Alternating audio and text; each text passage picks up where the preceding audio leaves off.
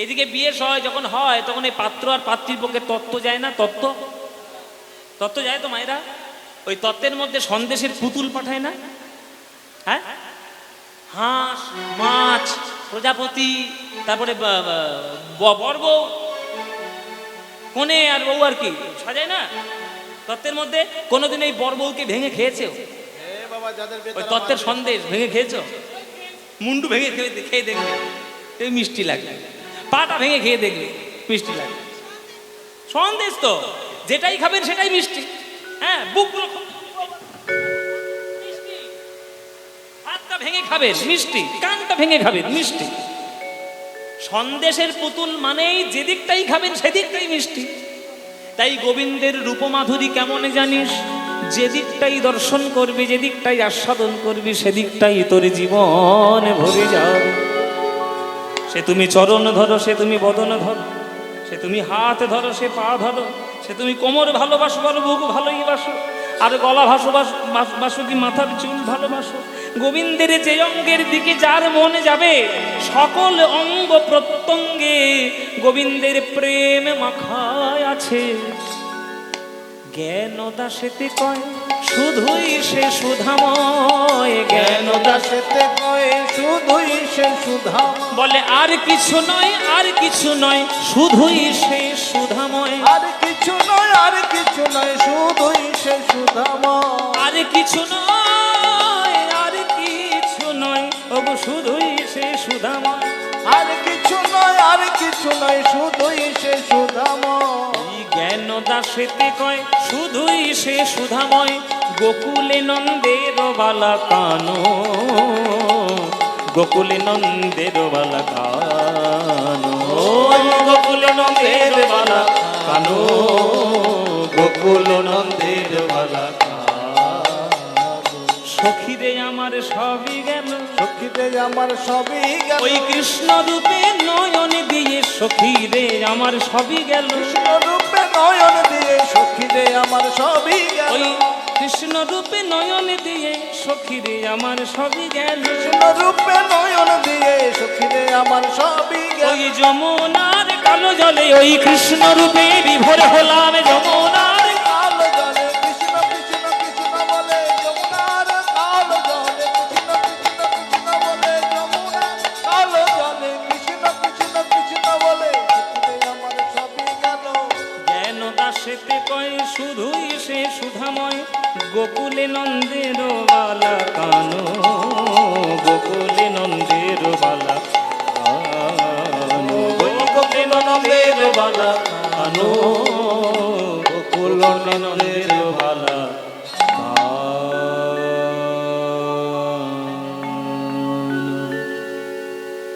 এই পথটা রচনা করেছেন জ্ঞানদাস, জাহ্নবা মায়ের সাক্ষাৎ শিষ্য, মন্ত্র শিষ্য জ্ঞানদাস।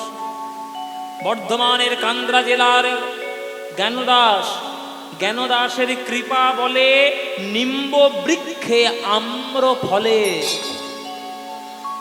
কথাটা বুঝতে পারছো? বলো তো কি মানে? জ্ঞানদাসের কৃপা বলে নিম্ব বৃক্ষে আম্র ফলে। নিম্ব মানে কি? নিম গাছ। আর আম্র মানে কি? আম। এই জ্ঞানদাস এমন একটা পদকর্তা, গানের মাহাত্মে, হরিনামের মাহাত্মে, কৃষ্ণ নামের মাহাত্মে নিম গাছে আম ফলিয়ে দেখিয়েছিলেন। আমার কথা বিশ্বাস না হলে সেই নিম গাছ এখনো আছে, দেখে আসতে পারে কান্দ্রায়। আমি দেখে এসছি, আমার তো প্রায় অনেক বাড়িতেই আমার গান হয়েছে। জ্ঞান দাস, আমাদের গোবিন্দ দাস, লোচন দাস, আমাদের ধনঞ্জয় পণ্ডিত, আমাদের চণ্ডী দাস, জয়দেব গোস্বামী, লোচন দাস ঠাকুরের পাঠ, অনেক শ্রীনিবাস আচার্যের পাঠ বাড়ি, এসব আমার গান করার সৌভাগ্য হয়েছে বাবা। সেখানে লেখা আছে জ্ঞানদাসের কৃপা বলে নিম্ব বৃক্ষে আম্র ফলে। তাহলে গান বাজনা এবং কীর্তনের কত উচ্চ স্তরের মহিমা তারা প্রচার করেছেন, আর আমরা কতটা কি করতে পারছি। তাই গোবিন্দের এই বৃন্দাবনের রূপ হচ্ছে মাধুর্যময় রূপ। এই রূপ যে দেখবে তার হৃদয় দুলে যাবে। আবার গোবিন্দের রয়েছে ঐশ্বর্য রূপ, যে রূপ দর্শন করিয়েছিলেন কুরুক্ষেত্রের মাঠে অর্জুনকে সারথি হয়ে উপদেশ দেওয়ার সময়। এমন বিশ্বরূপ দর্শন করিয়েছে অর্জুন বলছে তুমি তাড়াতাড়ি ওই রূপটা বন্ধ করো, নইলে আমি মরেই যাব। 5 মিনিট দেখতে পারল না। 5 মিনিট দেখার ক্ষমতা নেই অর্জুনের, যে বন্ধ করো তোমার ওই রূপ, আমি দেখতে পাচ্ছি না। ঐশ্বর্য রূপ। গোবিন্দের বৃন্দাবন হচ্ছে মাধুর্যময় জগৎ, আর মথুরা দ্বারকা হচ্ছে ঐশ্বর্যময় জগৎ। দুটোই জগৎ আছে মায়েরা। একটা শিক্ষক যখন বাড়িতে থাকেন তিনি মাধুর্যময়, তিনি যখন স্কুলে গিয়ে কর্ম করেন তখন তিনি ঐশ্বর্যময়। রাষ্ট্রপতি যখন ঘরে যান তখন তিনি মাধুর্যময়, আর চেয়ারে যখন গিয়ে বসেন তখন তিনি ঐশ্বর্যময়। এগুলো খুব গভীর কথা বাবা, সাধারণ মানুষের জন্য নয়। মনে করুন আপনি রাষ্ট্রপতির ছেলে, আপনি আপনার বাবার সঙ্গে দেখা করতে যাবেন, আপনার অ্যাপয়েন্টমেন্ট লাগবে, সই লাগবে, পারবেন না। আপনি তো ছেলে, আপনি বাবার সঙ্গে যখন তখন যেতে পারেন। কিন্তু আমি একটা সাধারণ মানুষ হয়ে যদি রাষ্ট্রপতির সঙ্গে দেখা করতে যাই, আমার 50খানা অ্যাপয়েন্টমেন্ট জোগাড় করতে হবে, তবেই আমাকে দেখা করতে দেবে। প্রথম কথা, দেখা করতে পারবো কিনা নিশ্চয়তা নেই।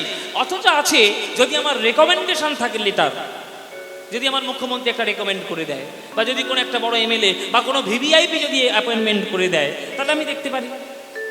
তাহলে রাষ্ট্রপতি যখন চেয়ারে বসছেন তখন তিনি ঐশ্বর্যময়, আবার তিনি যখন তার ঘরে যাচ্ছেন তিনি হলেন মাধুর্যময়। তার স্ত্রীকে অ্যাপয়েন্টমেন্ট নিতে হচ্ছে না, তার ছেলেকে অ্যাপয়েন্টমেন্ট নিতে হচ্ছে না। এটাই হচ্ছে মাধুর্যময় জগৎ। তাই ঐশ্বর্য মাধুর্য দুটোর মধ্যে পার্থক্য থাকে। তাই বৃন্দাবন হচ্ছে মাধুর্যময় জগৎ।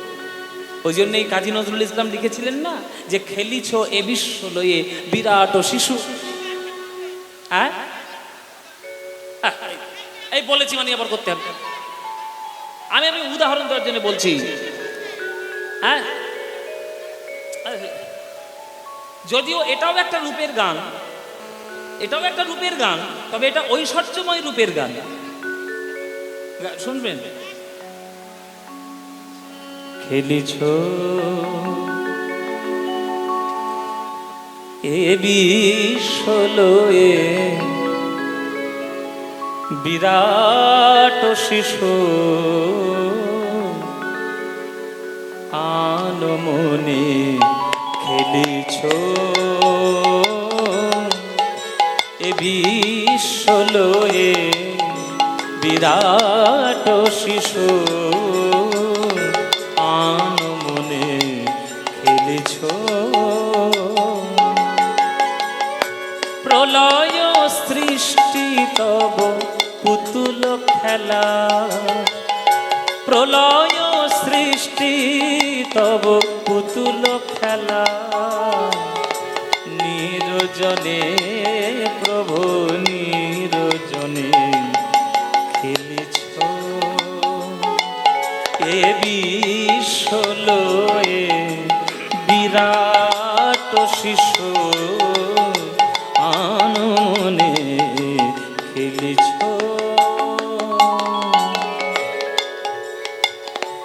অনেকে বলে কীর্তনের মধ্যে নজরুল গীতি কেন? নিশ্চয়ই হবে, কেন হবে না? আমি তো নজরুল গীতি মোমের পুতুল মোমের দেশে গাইতে যাচ্ছি না, আমি তো গাইছি খেলিছ এই বিশ্বলয়ে। যেটা প্রসঙ্গে চলে আসবে, তত্ত্বের সঙ্গে ভাবের সঙ্গে আদান প্রদান হবে, সেটা নিশ্চয়ই গাওয়া যাবে। রবীন্দ্রনাথের গান, নজরুলের গান, এগুলো কত সাহিত্যের দিক দিয়ে কত উচ্চ স্তর। আমরা নজরুল ইসলামকে তো সম্মান দিতে কোনোদিনই পারিনি। যদি সম্মান দিতে পারতাম তাহলে সে আজকের বাংলাদেশের জাতীয় কবি হতেন। ওটা পাগল দেশ, পাগলদের দেশ। যারা সংস্কৃতির মূর্তিগুলোকে ভেঙে চুরমার করছে তারা পাগল ছাড়ার কি, উন্মত্ত পাগল। আর তাদের দেশের জাতীয় কবি নজরুল ইসলাম। জীবনে বোঝেনি নজরুল ইসলামের এক একটা রচনা, আমরা কেউই বুঝিনি। তার রচনা এই গান। শূন্যে মহা আকাশে তুমি মগ্ন লীলা বিলাসে, শূন্যে মহা আকাশে তুমি মগ্ন লীলা বিলাসে, শূন্যে মহা আকাশে তুমি মগ্ন লীলা বিলাসে। গড়িছ নীতি ক্ষণে ক্ষণে, ভাঙিছ গড়িছ নীতি ক্ষণে ক্ষণে, নিরজনে প্রভু নিরজনে খেলিছ এ বিশ্বলয়ে বিরাট শিশু আনমনে খেলিছ। তারকার বিশ্বসী খেলো না তব হে উদাসী, পড়িয়া আছে রাঙা পায়ের কাছে রাশি রাশি।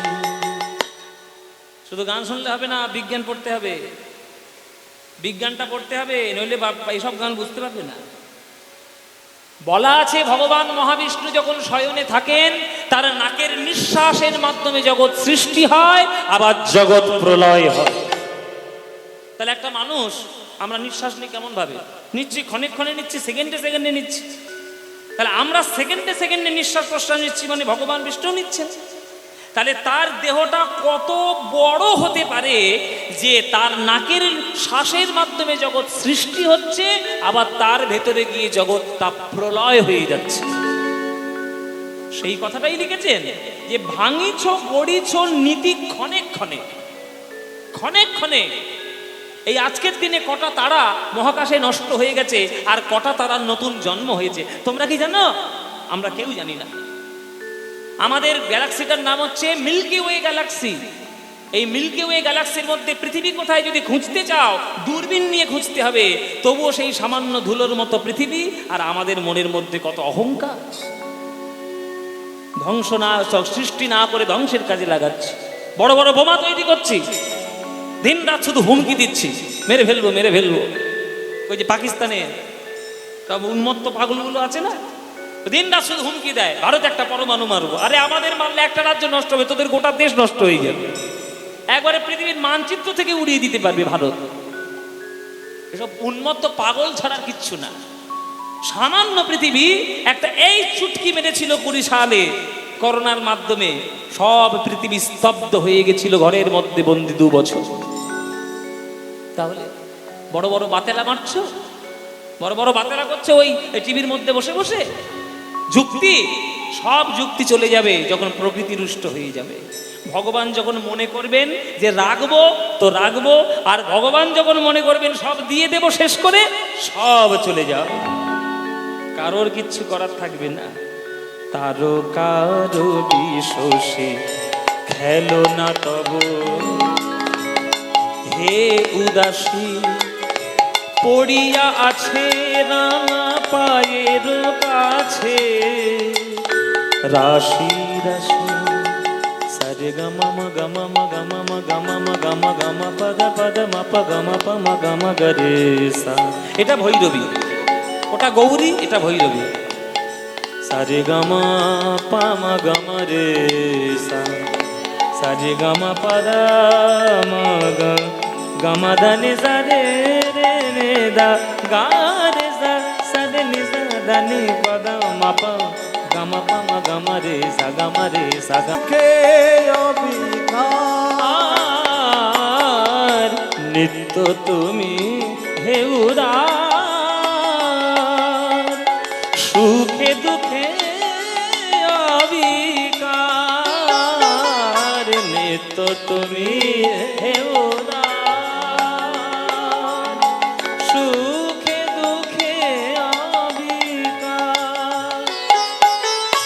হাসিছ খেলিছ তুমি আপন সনে, হাসিছ খেলিছ তুমি আপন সনে, নিরজনে প্রভু নিরজনে খেলিছ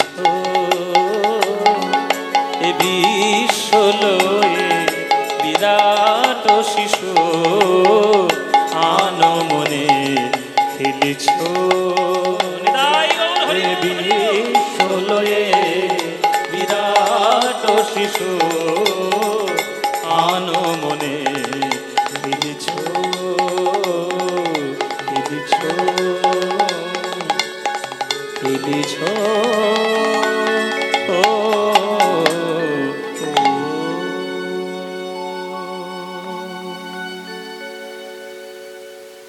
তাই গোবিন্দের চরণ হচ্ছে সেই জায়গা যেখানে একবার শরণাপন্ন হলে সব সব পাওয়া যায়। ভক্ত যদি চলে যায় চেনা যায় মরণে, আর কৃষ্ণ যদি চলে যায় চেনা যায় চরণে। তাই চরণ গোবিন্দের খুব প্রিয়। সেই চরণকে দেখতে কেমন জানো? সখীরে দেখিন ঘাটের কূলে, ওরে ললিতারে বিশাখার বদনের দিকে তাকানোর পর আমার বধূর চরণ পানে যেই আমি তাকিয়েছি, দেখলাম এমন অপরূপ চরণ দেখিন ঘাটের কূলে। সখীরে দেখিন ঘাটের কূলে, সখীরে দেখিল ঘাটের প্রয়াগে ত্রিবেণী শুনো গো সজনী, প্রয়াগে প্রয়াগে ত্রিবেণী শুনো গো সজনী, প্রয়াগে ত্রিবেণী, প্রয়াগে ত্রিবেণী, প্রয়াগে ত্রিবেণী শুনো গো সজনী, প্রয়াগে ত্রিবেণী। শুনো গো সজনী। ত্রিবেণী কাকে বলে মায়েরা? ত্রিবেণী কাকে বলে? তিনটি নদীর সঙ্গম স্থলকে ত্রিবেণী বলে। তিনটি নদী কি কি? গঙ্গা, যমুনা, সরস্বতী। এই তিনটে নদীর সঙ্গমকে বলে ত্রিবেণী। সেই প্রয়াগে ত্রিবেণী আছে, এই যে প্রয়াগরাজ, এই ত্রিবেণী। এই তিনটি নদীর সঙ্গম স্থলে যে প্রয়াগ তৈরি হয়েছে, ত্রিবেণী সঙ্গম তৈরি হয়েছে, ওই ত্রিবেণী সঙ্গমে স্নান করলে যা পুণ্য পাওয়া যায় সেই সকল পুণ্যের অনেক অধিক পুণ্য পাওয়া যায় যদি তুমি গোবিন্দের চরণ ধরে গোবিন্দের চরণে হা কৃষ্ণ গোবিন্দ বলে পড়ে থাকতে পারো। প্রয়াগে ত্রিবেণী শুনো গো সজনী, প্রয়াগে ত্রিবেণী শুনো গো সজনী, দেখি মন মঝু ভুলে, দেখিন ঘাটের কূলে, সখীরে দেখিন ঘাটের কূলে, সখীরে দেখিন ঘাটের কূলে। দেখলাম আমি এই রাধে, এ রাধে, আরে ত্রিবেণীতে গেলে তো তিনটে নদী পাবো, গঙ্গা পাবো, যমুনা পাবো, সরস্বতী পাবো। তোর বধূর চরণে নদী কোথায় শুনি? তুই আমাদের বধূরকে চরণকে ত্রিবেণী বলছিস? বলে তোরা তো গোবিন্দের চরণ ভালো করে কখনো দেখিস নাই, ওই জন্যে তিনটে নদীর সন্ধান পাস নাই। ওমা, তিনটে নদী কোথায় আছে? বলে আছে তো, আমি দেখেছি, তোরা দেখিস নি। কোথায়? নিচে সরস্বতী, উপরে যমুনা, সানি দানে দা মগা মগা গামা রে সা গানে সা গামা দা সানি দা। নিচে সরস্বতী, উপরে যমুনা, নিচে সরস্বতী, উপরে যমুনা, আর পাশেতে গঙ্গা বয় গো। নিচে সরস্বতী, উপরে যমুনা, পাশেতে গঙ্গা বয় গো। ও মাইরা, গোবিন্দের পায়ের তলা কেমন? রংটা কেমন? গোবিন্দের পায়ের তলার রং কেমন? লাল। সরস্বতী নদীর জলের রং ছিল লাল। আর গোবিন্দের পায়ের তলার উপরেরটা কেমন? নীল।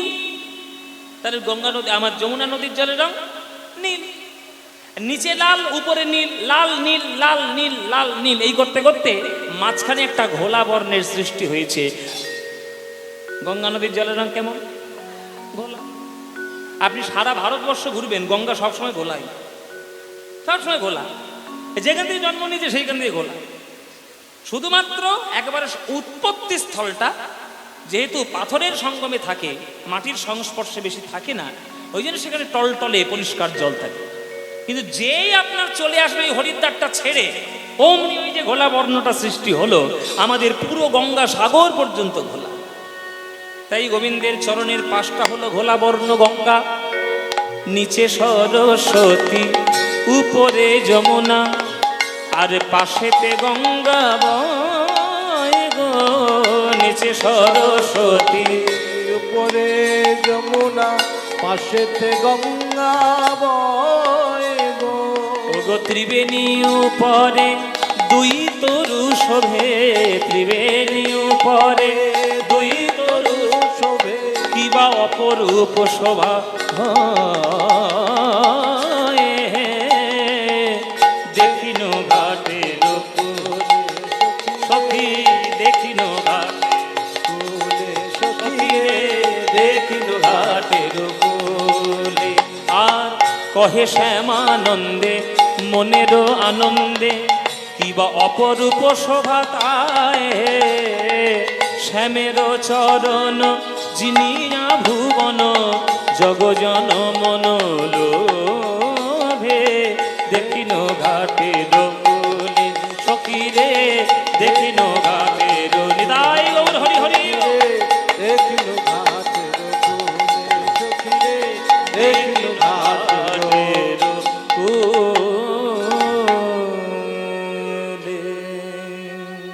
আমাদের রূপের কথা আমরা খানিকক্ষণ আস্বাদন করলাম। এইখানে আমাদের রূপের কথা রাখবো। আমার গুরুজন, আমার গুরুদেব, তিনি অঞ্জন উপাধ্যায় মহাশয়, কীর্তন জগতের একজন স্বনামধন্য ব্যক্তিত্ব এবং আমার জীবনের খুব বিশেষ ব্যক্তিত্ব। আমার জীবনের অনেক কৃতজ্ঞতা তার চরণে। তিনি আপনাদের সামনে এবার আক্ষেপ অনুরাগটা শোনাতে আসবেন। এবার আপনারা প্রাণ ভরে আক্ষেপ অনুরাগটা শ্রবণ করুন। আমাদের রূপ পর্যায়ে আমরা এখানে আস্বাদন করলাম, এইবার আমরা আক্ষেপ অনুরাগ ওনার মুখে আস্বাদন করবেন। জয় নিতাই। যাওয়ার সময় আজকের আমরা একটা বৃন্দাবনের ছোট্ট গান গেয়ে যাই। অচ্যুতম কেশবম কৃষ্ণ দামোদরম, অচ্যুতম কেশবম কৃষ্ণ দামোদরম, রাম নারায়ণম जानकी वल्लभम, राम नारायणम जानकी वल्लभम। कौन कहते हैं भगवान आते नहीं, कौन कहते हैं भगवान आते नहीं, तुम मीरा की जैसे भुलाते नहीं, तुम मीरा की जैसे बुलाते नहीं। अच्युतम केशवम कृष्ण दामोदरम, अच्युतम केशवम कृष्ण दामोदरम, राम नारायणम जानकी वल्लभम, राम नारायणम जानकी वल्लभम। कृष्णा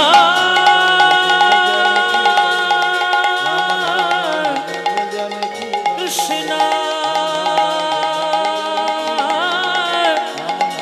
हरे कृष्णा